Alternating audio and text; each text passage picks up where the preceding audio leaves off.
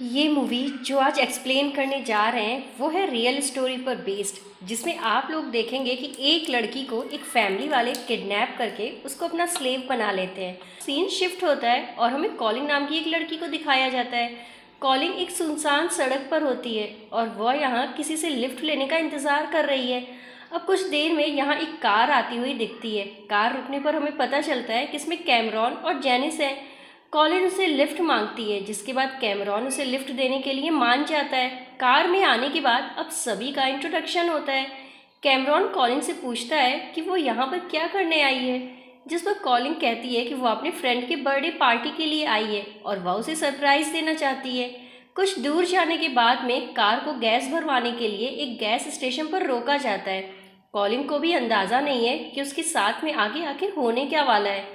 अब वो फिर से जब आगे बढ़ते हैं तो कैमरॉन कहता है कि पास में एक आइस कैप्स है जहाँ का नज़ारा काफ़ी अच्छा है, हमें चल के साथ में वो भी देख लेना चाहिए। कॉलिन इसके लिए मान जाती है। इसके बाद में कैमरॉन आइस कैप्स के बहाने कार को एक अननोन प्लेस पर ले जाता है। अब जैसे ही वहाँ पर पहुँचते हैं तो कैमरॉन कॉलिन को पीछे से पकड़ करके उसकी गली पर चाकू रखकर उसे किडनैप कर लेता है। वो उसकी आंख और मुंह पर पट्टी बांध देता है और ले जाकर कार में उसका सर एक बॉक्स में बंद कर देता है।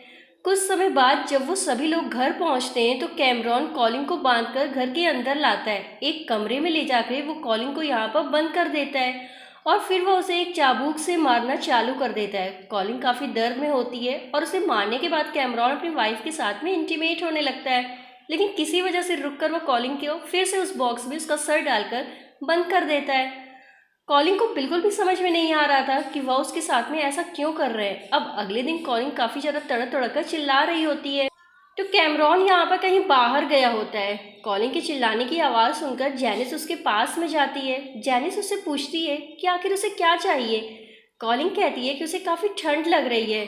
वह यह भी कहती है कि मुझे जाने दो, मैं किसी से कुछ भी नहीं कहूँगी, लेकिन जेनिस मजबूर है क्योंकि उसने अगर ऐसा किया तो कैमरॉन उसके साथ में ठीक नहीं करेगा। अब थोड़ी देर बाद कैमरॉन घर आता है। वो कॉलिंग के लिए खाना लाता है और उसके टॉयलेट के लिए एक पोर्टेबल टॉयलेट लाता है और बाद में उसे टॉयलेट करने को कहता है। अब इस रात में जब जेनिस और कैमरॉन सोने के लिए जाते हैं तो जेनिस कैमरॉन की कॉलिंग को साथ में कभी ना इंटीमेट होने की कसम दिलाती है, क्योंकि एक वाइफ होने के नाते जेनिस नहीं चाहती कि वो किसी और के साथ में भी इंटीमेट हो। अब अगले दिन कैमरॉन कॉलिंग को एक बड़े बॉक्स के अंदर बंद कर देता है और उसमें एक ऑक्सीजन पाइप लगा देता है ताकि वह उसमें सांस ले सके।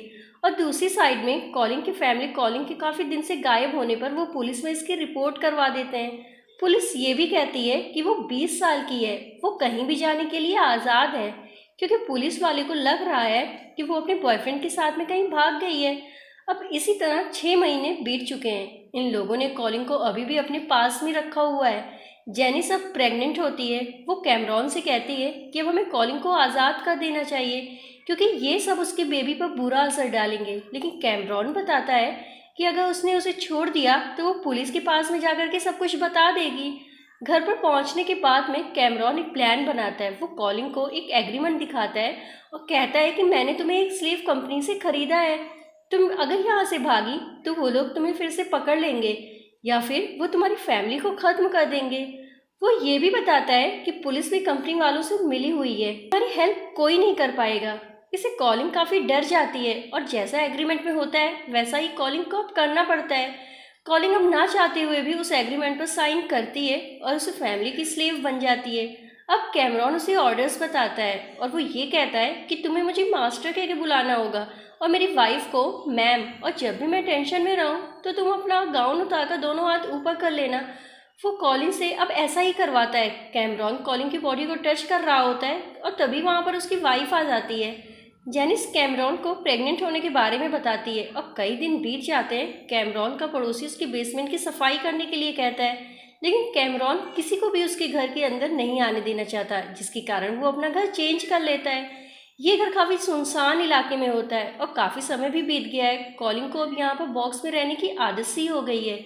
जब कैमरॉन कॉलिंग को उस बॉक्स से निकालता है तो कॉलिंग देखते ही जेनिस को एक बच्ची हुई है जिसको वो गोद में लेकर के खिलाती है, लेकिन कैमरॉन उसे फिर से बॉक्स में जाने को कहता है। जब भी कैमरॉन और जेनिस चाहते हैं, कॉलिंग तभी बॉक्स से बाहर आती थी। वो उससे अपने घर का हर काम करवाते हैं। अगर थोड़ी सी भी गलती हो जाती थी तो किसी पालतू जानवर की तरह उसे बहुत मारते थे। वो इस सब को बस सहन करती जाती थी। जैनिस को कहीं ना कहीं इस बात का हमेशा डर रहता था कि कब कैमरॉन के अंदर कॉलिन के लिए सिंपैथी जाग जाए और वो उसके साथ प्यार करने लग जाए। हमेशा से जैनिस कॉलिन से जलती रहती थी, मगर कैमरॉन कई बार इस बात का यकीन दिलाता है कि वो उससे बहुत प्यार करता है। एक दिन कैमरॉन और कॉलिन दोनों लोग जंगल में लकड़ी काटने के लिए जाते हैं। कॉलिन काफ़ी दिनों के बाद घर से बाहर निकली थी, जिससे उसे कुछ अच्छा लगता है। कॉलिन इस दौरान कैमरॉन से पूछती है कि क्या वो कभी घर जा सकती है, जिस पर कैमरॉन कहता है कि हमारी कंपनी किसी स्लेव पर ट्रस्ट नहीं करती, लेकिन फिर भी मैं तुम्हारी हेल्प करने की कोशिश करूंगा। अब कैमरॉन की लकड़ी काटते वक्त उसके पैर पर कुल्हाड़ी लग जाती है। थोड़ी देर के लिए कॉलिन वहां से भाग निकल जाने के लिए सोचती तो है, क्योंकि इसके लिए एक सुनहरा मौका जो था, मगर कैमरॉन ने उसे इतना डरा दिया था जिससे वो भागने के बजाय कैमरॉन की हेल्प करती है। इसके बाद में हमें अगली सीन में दिखाया जाता है कि जब कैमरॉन और जेनिस साथ में अपना प्राइवेट टाइम बिता रहे होते हैं तो वो साथ में कॉलिन को भी अपने पास बुला लेते हैं। लेकिन कैमरॉन जेनिस के बजाय कॉलिन के साथ में इंटीमेट होने लगता है, जिससे जेनिस गुस्सा होकर वहाँ से चली जाती है। और देखते ही देखते 1395 दिन बीत चुके होते हैं। उनकी बेटी एम्बर अब बड़ी भी हो गई थी। कॉलिन अब पूरे मन से उनकी गुलाम बन चुकी है। कॉलिन एम्बर को देख करके काफ़ी शॉक्ड होती है, क्योंकि उसे पता नहीं था कि टाइम इतनी जल्दी बीत रहा है। एक दिन कैमरॉन और जेनिस जब दोनों लोग घर से कहीं बाहर गए होते हैं तो कॉलिन प्यास के कारण बॉक्स को तोड़कर बाहर आ जाती है, लेकिन वह अब भी घर को छोड़कर नहीं भागती। जब वो लोग घर पर आते हैं तब वो बॉक्स को टूटा हुआ पाते हैं, लेकिन वो लोग देखते हैं कि कॉलिन वहां से गई नहीं है। कैमरॉन और कॉलिन दोनों लोग काफ़ी करीब आने लगे होते हैं। कैमरॉन कॉलिन को अपनी बेटी के साथ में रखना चाहता है ताकि वो उसके साथ में अच्छा फील कर सके, और धीरे धीरे टाइम बीतता जाता है। कॉलिन उनके घर के सारे काम एक स्लेव की तरह करती है, और काम खत्म हो जाने के बाद वो दोबारा बॉक्स में चली जाती है। एक्चुअली कॉलिन इस बात को समझ गई थी कि वो अपने घर अब वापस कभी भी नहीं जा पाएगी, और इसी तरह देखते देखते 2300 दिन बीत चुके हैं। कॉलिन हमेशा कैमरॉन से एक बार घर जाकर उसे अपने मॉम डैड से मिलवाने के लिए कहती रहती है, जिसे अब कैमरॉन उसे अपनी फैमिली से मिलने के लिए मान जाता है। वो उसे ले जाने से पहले उस कॉन्ट्रैक्ट को याद दिलाता है और वो कहता है, तुम्हें प्रूव करना होगा कि हम तुम पर ट्रस्ट कर सकते हैं या फिर नहीं। कैमरॉन कॉलिन को गन देता है और उसे अपने आप को शूट करने को कहता है।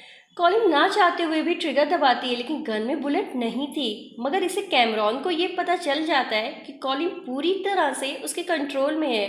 वो दोनों लोग कार में बैठकर कॉलिन की फैमिली के पास से निकल जाते हैं। कॉलिन अपनी फैमिली को देख करके काफ़ी खुश होती है। कैमरॉन कॉलिन की फैमिली को अपने आप को कॉलिन का बीएफ बताता है, यानी बॉयफ्रेंड बताता है। कॉलिन की खुशी कहीं कहीं दबी हुई थी। वो अपने आप को खुश दिखाने की कोशिश करती है। कॉलिन की सिस्टर को उस पर कुछ शक होता है और वो उसे लगता है कि कॉलिन को छुपा रही है, इससे वो कॉलिन को सच बताने के लिए कहती है। लेकिन तब तक यहाँ पर कैमरॉन आ जाता है और वो उसे वापस चलने को कहता है। एक दिन जेनिस अपने काम से जल्दी आ जाती है तो वो कैमरॉन और कॉलिन को एक साथ में सोते हुए देखती है, जिसके बाद में जेनिस अब कैमरॉन के साथ में रहना नहीं चाहती। जेनिस अपनी बच्ची को लेकर के यहाँ से निकल जाती है। कैमरॉन को इस बात पर बहुत गुस्सा आता है और वो ये गुस्सा कॉलिन पर उतारता है। अब वो फिर से कॉलिन के साथ में वैसा ही बिहेव करता है जैसा वो शुरू में करता था, लेकिन सिर्फ इतना ही नहीं, वो कॉलिन को जबरदस्ती पास के एक बेसमेंट में ले जाकर वहाँ बंद भी कर देता है। वो उसे अकेला छोड़कर यहाँ से चला जाता है। इसकी थोड़ी देर बाद में यहाँ पर जेनिस कॉलिन को बचाने के लिए आती है और कॉलिन में यहाँ पर बातचीत होती है, जहाँ कॉलिन ये बताती है कि तुमसे पहले भी यहाँ पर एक लड़की थी जो कि मर गई, अब तुम अपने घर जा सकती हो। कॉलिन कहती है कि फिर उस कंपनी और एग्रीमेंट का क्या होगा। इस पर जेनिस जवाब देती है कि कौन सी कंपनी। इसे कॉलिन को पता चलता है कैमरॉन कॉलिन को सिर्फ अपने मतलब के लिए स्लेव बनाकर उसे यूज़ कर रहा था। जेनिस कॉलिन को बस में बिठा देती है और अब कॉलिन अपने घर जाती है। पूरे 2640 दिन यानी कि 7 साल से भी ज़्यादा दिन के बाद अब पूरी तरह कॉलिन अपने घर आ चुकी होती है। जेनिस पुलिस के पास में जाकर के सब कुछ बता देती है और यहीं पर मूवी का एंड हो जाता है। और एंडिंग सीन में हमें ये दिखाया जाता है कि कैमरॉन को इन सब की वजह से 104 साल की जेल होती है। तो ये थी एक रियल स्टोरी पर बेस्ड मूवी का एक्सप्लेनेशन। आपको ये वीडियो कैसा लगा हमें कमेंट में ज़रूर बताइएगा।